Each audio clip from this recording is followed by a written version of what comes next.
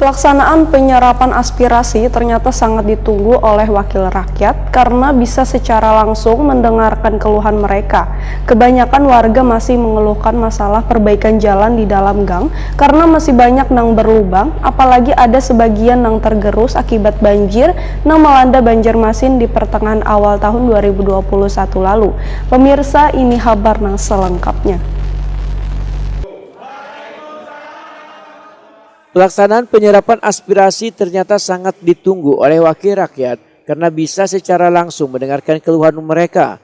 Kebanyakan warga masih mengeluhkan masalah perbaikan jalan di dalam gang karena masih banyak nang berlubang, apalagi ada sebagian nang tergerus akibat banjir yang melanda Banjarmasin di pertengahan awal tahun 2021 lalu.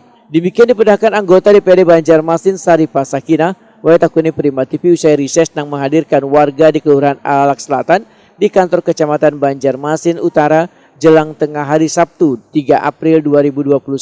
Politisi Partai Amanat Nasional ini juga memadahkan warga mengeluhkan lampu jalan nang banyak matian sehingga meminta instansi terkait nang mengurusi penerangan jalan umum ini untuk secepatnya melakukan perbaikan atau pergantian lampu jalan. Selain itu warga juga meminta peralatan di posyandu diantaranya timbangan wan peralatan makan nang kayak piring, sendok, wan garpu untuk dilengkapi. Saripah Sakinah menegaskan minimnya keberadaan wadah ratik juga dikeluhkan warga. Semestinya wadah ratik ini harus berada di lingkungan warga supaya warga kada sembarangan membuang sisa rumah tangganya. Pemerintah kota, ujar Saripah Sakinah, harus peka dengan tingginya kesadaran warga untuk kada membuang ratik sembarangan ini.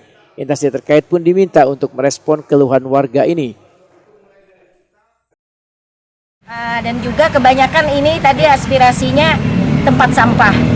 Nah, di mana di dalam blok-blok mereka ada yang di komplek, ada yang perumahan, terus yang warga biasa itu minimnya tempat sampah.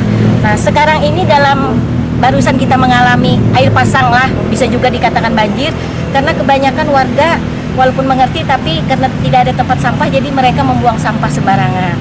Akhirnya sungai-sungai tertutup dangkal, lalu terjadilah air pasang tinggi yang sulit surutnya.